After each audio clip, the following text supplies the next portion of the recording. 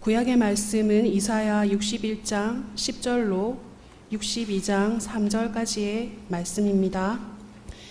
내가 여호와로 말미암아 크게 기뻐하며 내 영혼이 나의 하나님으로 말미암아 즐거워하리니 이는 그가 구원의 옷을 내게 입히시며 공의의 겉옷을 내게 더하심이 신랑이 사모를 쓰며 신부가 자기 보석으로 단장함 같게 하셨음이라.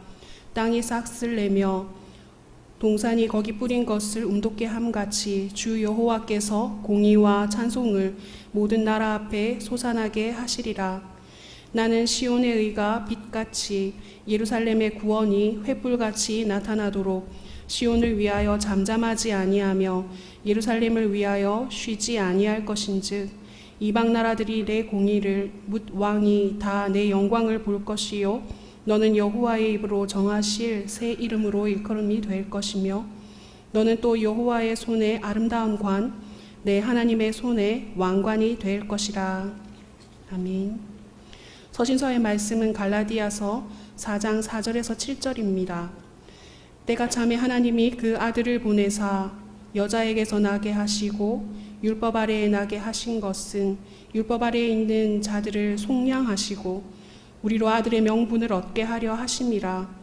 너희가 아들이므로 하나님이 그 아들의 영을 우리 마음 가운데 보내사 아빠 아버지라 부르게 하셨느니라.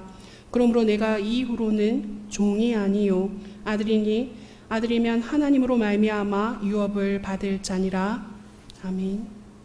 복음서의 말씀은 누가복음 2장 22절로 35절입니다. 모세의 법대로 정결 예식의 날이 참에 아기를 데리고 예루살렘에 올라가니 이는 주의 율법에 쓴 바 첫 해에 처음 난 남자마다 주의 거룩한 자라 하리라 한 대로 아기를 죽게 드리고 또 주의 율법에 말씀하신 대로 산 비둘기 한 쌍이나 혹은 어린 집 비둘기 둘로 제사하려 함이더라. 예루살렘에 시므온이라 하는 사람이 있으니 이 사람은 의롭고 경건하여 이스라엘의 위로를 기다리는 자라. 성령이 그 위에 계시더라. 그가 주의 그리스도를 보기 전에는 죽지 아니하리라 하는 성령의 지시를 받았더니 성령의 감동으로 성전에 들어가매 마침 부모가 율법의 관례대로 행하고자 하여 그 아기 예수를 데리고 오는지라. 시므온이 아기를 안고 하나님을 찬송하여 이르되 주제여 이제는 말씀하신 대로 종을 평안히 놓아주시는도다. 내 눈이 주의 구원을 보았사오니 이는 만민 앞에 예비하신 것이요 이방을 비추는 빛이요 주의 백성 이스라엘의 영광이니이다 하니 그의 부모가 그에 대한 말들을 놀랍게 여기더라. 시므온이 그들에게 축복하고 그의 어머니 마리아에게 말하여 이르되 보라 이는 이스라엘 중 많은 사람을 패하거나 흥하게 하며 비방을 받는 표적이 되게 위하여 세움을 받았고 또 칼이 내 마음을 찌르듯 하리니 이는 여러 사람의 마음의 생각을 드러내려 함이니라 하더라. 아멘. 2020년 그 마지막 주일을 맞았습니다. 성탄절과 함께 찾아온 이 마지막 주일이 아주 희망 어린 새해를 전망하면서 아주 행복하게 이 주일을 맞아야 되는데 안타깝게도 지금 우리가 그렇지 못합니다. 자금에 우리가 목격하는 풍경들은 어느 면에서 보면 아주 기괴한 그런 풍경입니다. 5명 이상 모이면 안 되고 가족끼리도 이제는 서로 경계해서 밥도 각자 따로 먹어야 되고 또 가족 중에 감염자가 생기면 각자 어떤 구석을 찾아서 이렇게 외면한 채 밥을 먹어야 되는 마치 천지창조 이전에 혼돈과 공허로 표현된 그 혼란의 순간을 보는 것 같은 그런 느낌입니다. 분명 위로가 필요하고 또 희망이 필요한 그런 시대죠. 그 정혜신의 적정 심리학 당신이 옳다라는 책이 있어요. 30여 년간 의사로, 정신과 의사로 활동하면서 12,000여 명의 속마음을 듣고 또 나누고 트라우마 현장에서 피해자들과 함께 했던 그 치유의 경험이 따뜻하게 녹아져 있는 그런 책입니다. 그 책에 이런 주제로 쓴 글이 있어요. 방전되고 꺼져가는 나에게 어떤 도움이 필요한가? 내용은 이렇습니다. 직장 생활이든 감옥 생활이든 부자든 빈자든 모든 사람은 관계 속에서 살아간다. 그럼에도 어디서 누구를 만나든 존재 자체에 대한 주목이나 집중을 받은 경험이 적으니 사람들은 아플 수밖에 없다. 충전기를 한 번도 만나지 못한 배터리처럼 내 존재 자체가 계속 방전만 거듭하다가 꺼져간다. 방전의 종착점에 서 있는 사람의 감정은 지독한 외로움이고 몸은 탈진 상태다. 그렇게 살 수는 없다. 사라지지도 않는다. 치솟는 자살률과 추락하는 출산율은 그렇게 생명과 멀어지고 있는 우리의 적나라한 자화상인지도 모른다. 작금의 코로나19 상황을 지나오면서 우리가 개인적으로 혹은 공동체적으로 경험하고 있는 것이 바로 이 방전이에요. 환경의 방전, 건강의 방전, 경제의 방전. 사실 이 모든 원인은 우리가 하나님의 말씀에, 무엇보다도 말씀이 전해주는 경고에 귀 기울이지 않았기 때문에 찾아온 것입니다. 그래서 하나님은 당신의 경고를 듣게 하시기 위해서 이 코로나 바이러스를 보내셨는지도 모르겠어요. 이 바이러스가 일으키는 질병과 함께 사람들이 가장 힘겨워하는 것 중에 하나가 경제입니다. 그런데 가만히 생각해 보면 인간이 초래한 생태 위기의 이면에 경제 만능주의의 폐해가 있었습니다.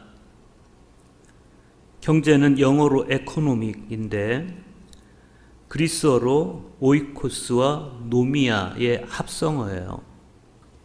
오이코스는 집, 곧 우주라는 큰 생명 공동체를 의미합니다. 그리고 노미아는 가꾸다, 그런 뜻이에요. 그러니까 경제가 뭐냐? 경제란 우리가 사는 이 우주라는 큰 생명의 집을 가꾸는 겁니다. 집은 돈으로만 가꿔지지 않죠. 여러분의 가정이 돈으로만 가꿔집니까? 그렇지 않습니다. 돈으로만 집을 가꾸려고 하면 그 집은 부자가 될 수 있을지는 몰라도, 그러나 돈보다 소중한 생명과 사랑이 소멸된 비정상적인 가정이 될 수도 있어요. 경제의 한자어도 그렇습니다. 경제는 다스릴 경, 세상세, 건널제, 백성민으로 구성된 경세제민의 약자예요. 그래서 경제란 뭐냐? 세상을 다스려서 백성을 고난에서 구제한다. 이게 경제입니다.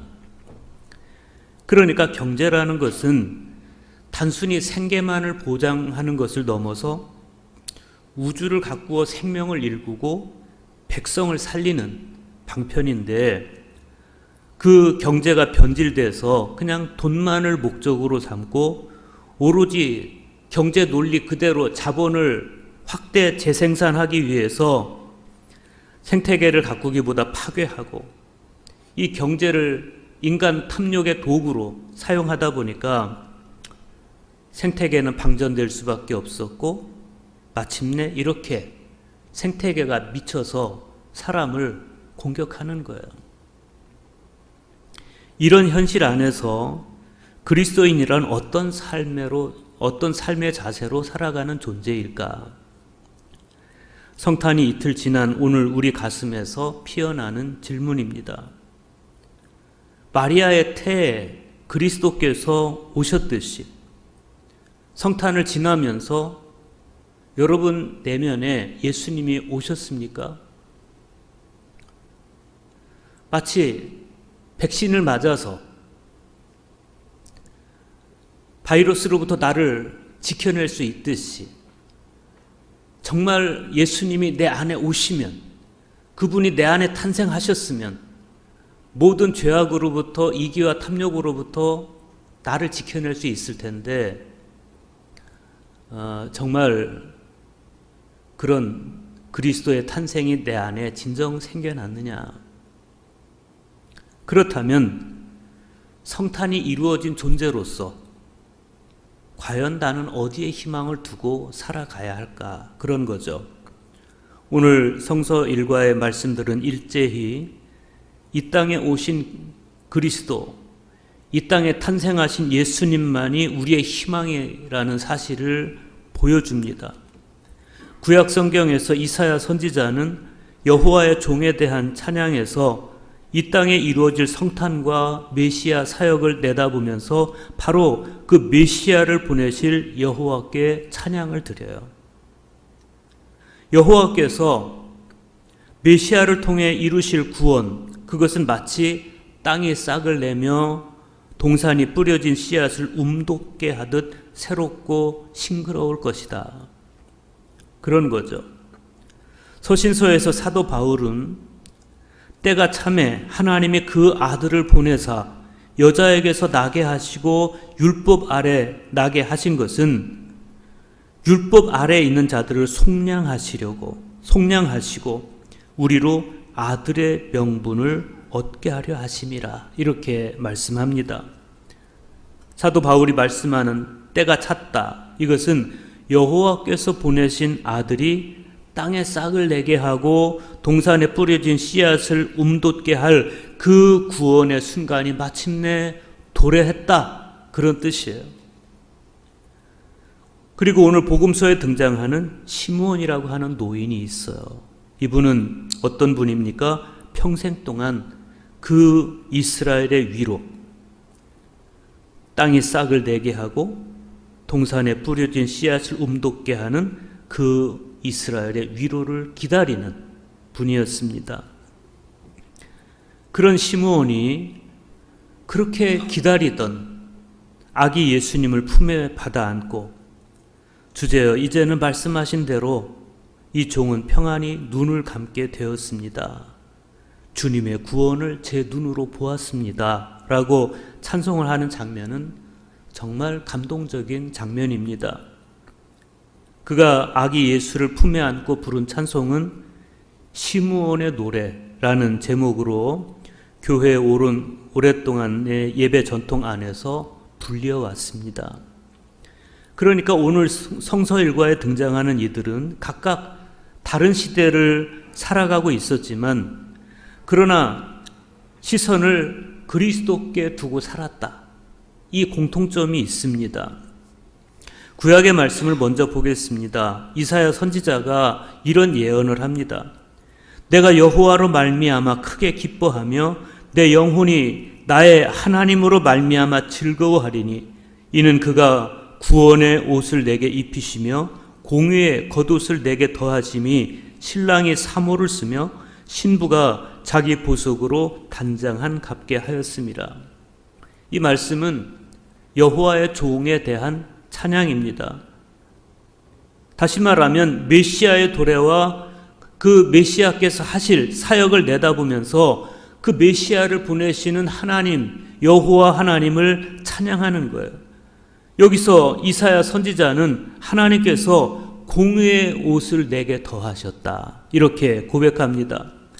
이사야가 말씀하는 이 겉옷이라는 것은 몸 전체를 가리는 망토 같은 옷을 가리키는 겁니다. 이 망토는 추위로부터 몸을 보호해 주기도 하지만 이사야 선지자가 말하는 공의의 겉옷으로서의 망토는 이스라엘의 자격이나 능력과 상관없이 하나님께서 메시아 사역의 결과로 우리에게 입혀주시는, 그래서 죄를 가려주시는 구원의 겉옷을 말씀하는 겁니다.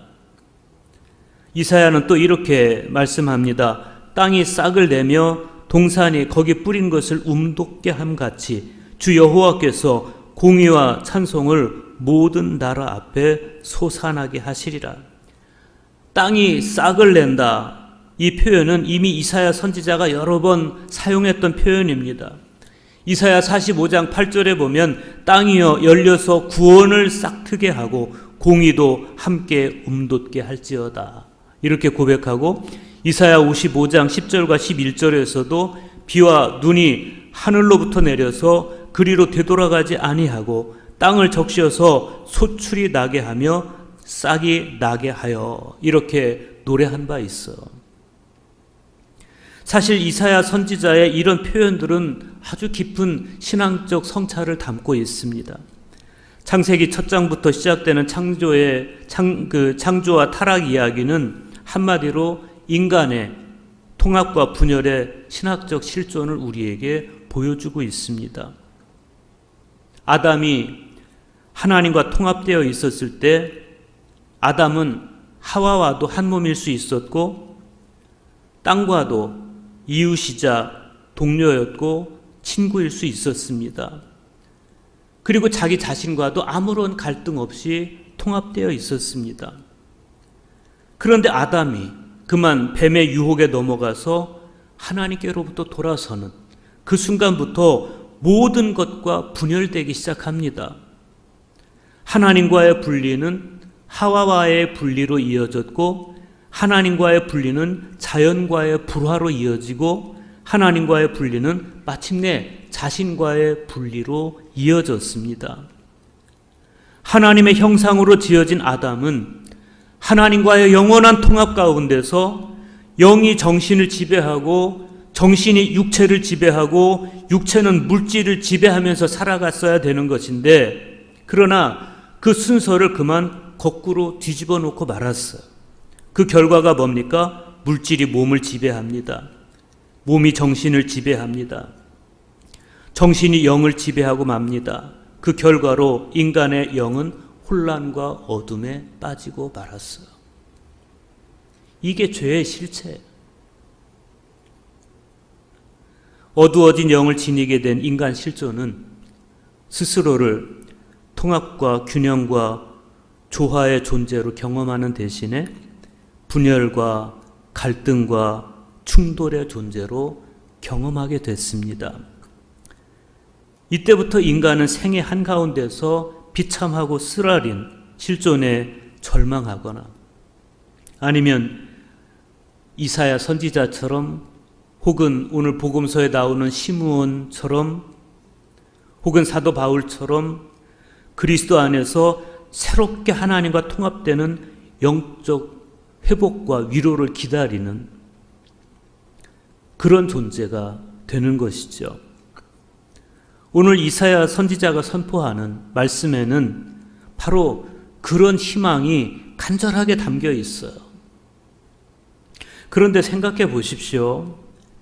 700년 전에 이 땅을 살다 죽은 한 선지자가 선포한 말씀을 700년이 지난 후까지 기억하고 그 말씀을 가슴에 간직하고 그리고 그 말씀대로 기다리는 그 말씀이 이루어지길 기다리는 그런 사람이 과연 있겠습니까? 혹 그 말씀을 기억하는 사람이 있다 할지라도 세상이 바뀌어도 한참이나 바뀐 700년 후에 이미 화석이나 마찬가지인 그 말씀을 믿고 그 말씀에 희망을 두고 살아갈 사람이 과연 있겠냐는 거예요. 우리나라로 말하면 조선시대나 그 이전의 고려시대나 그때 누군가 선포한 말씀을 지금 우리가 기다리고 움켜잡고 살아갈 사람이 있겠냐는 거예요. 여러분 같으면 700년 전에 그 말씀이 오늘날 여러분에게 현실적인 희망이 될 수 있겠습니까? 우리가 대림절을 지나오면서 이 땅에 태어날 아기 예수님을 기다리고 다시 오실 주님을 기다리지만 정말 여러분 중에 다시 오실 주님을 정말 기다리는 분 계십니까? 주님 오늘 밤 오십니까? 내일 밤 오십니까? 그러면서 오늘 삶의 자세를 바로 하고 정말 그분만이 나의 위로라고 그분을 기다린 분이 계십니까? 여러분 정말 그렇게 하고 계십니까? 그래서 믿음이 값진 거예요. 진짜 믿음은 그런 거예요. 수천 년이 지난 화석과 같은 그런 말씀에서 오늘의 희망을 찾아내는 것이 믿음입니다. 그런데 정말 놀랍게도 700년 전에 선포한 그 이사야의 말씀을 정말 붙들고 기다린 사람이 있었다는 겁니다. 둘 중에 하나입니다. 미친 사람이든지 아니면 정말 신앙인이든지. 그 사람이 누굽니까?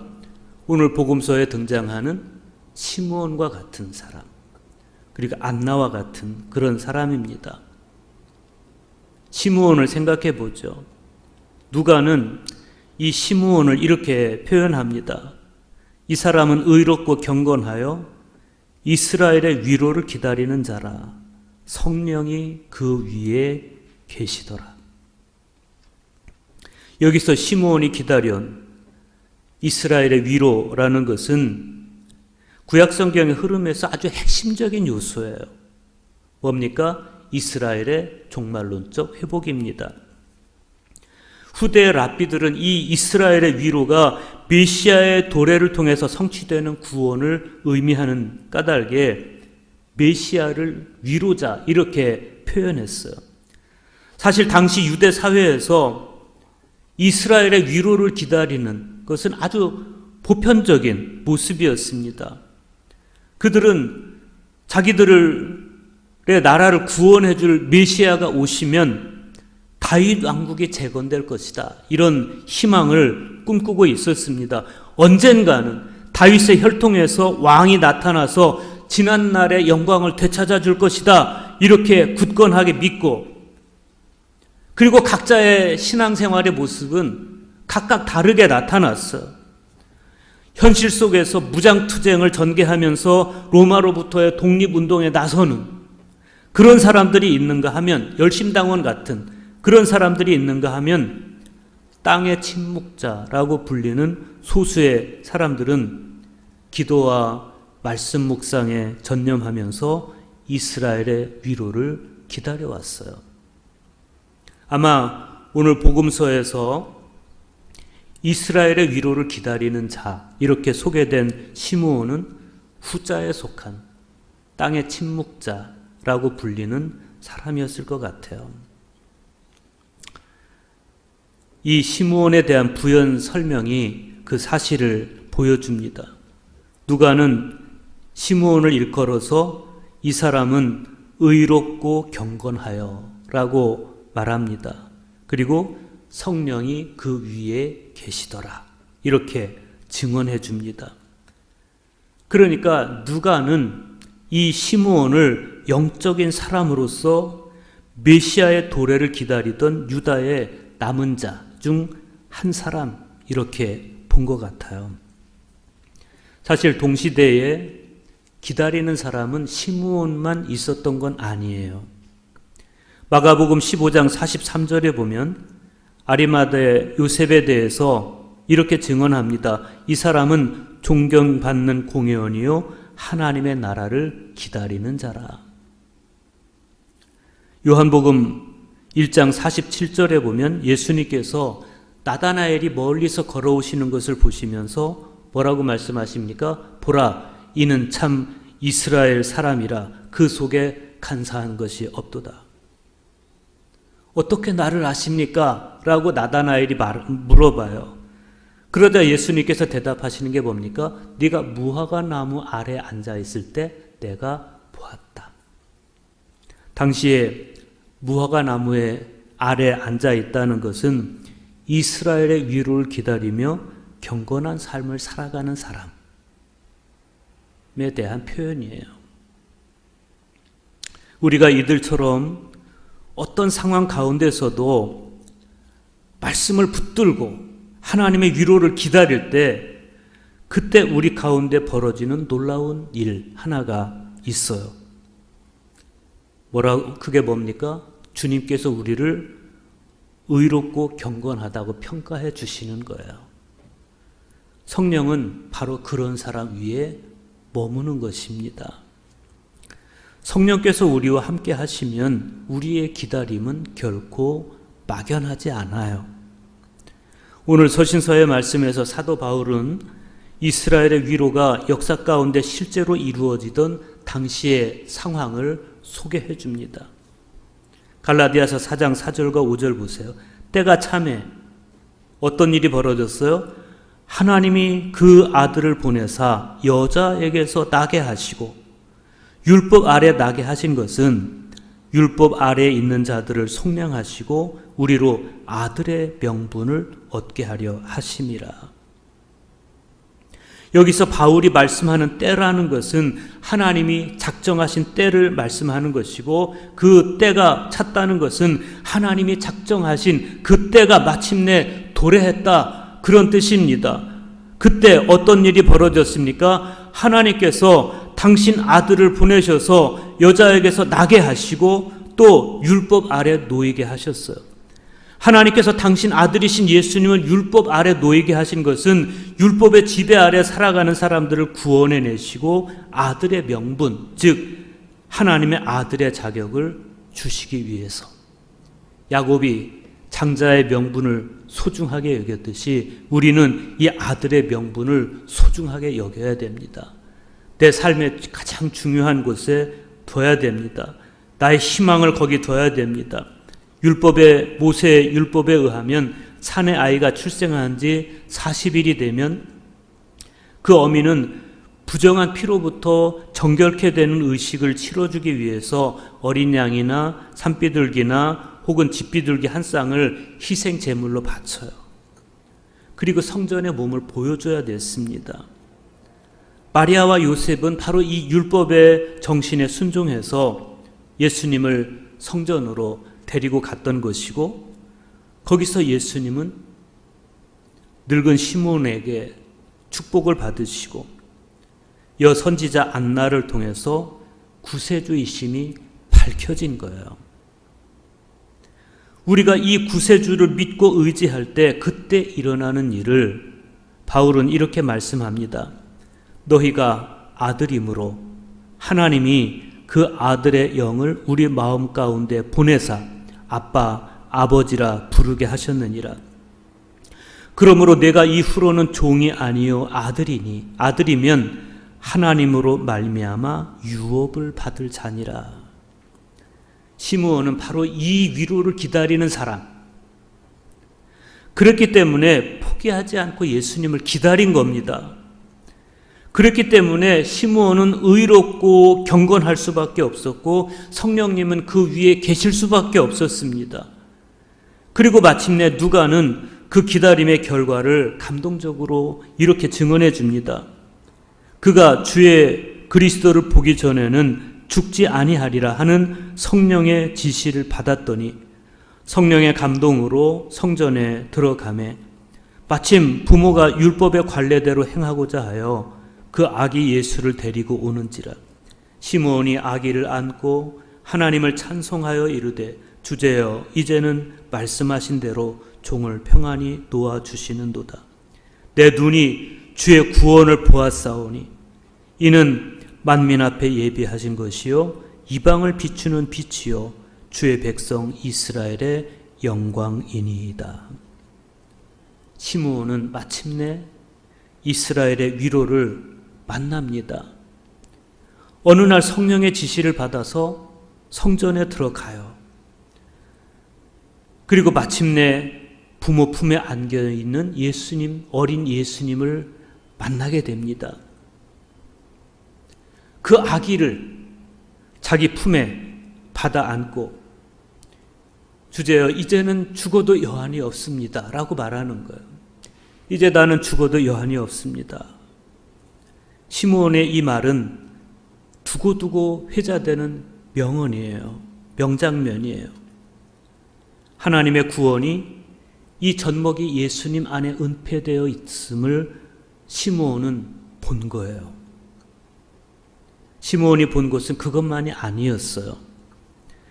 여러분, 시므온이 마리아에게 한 말을 보십시오.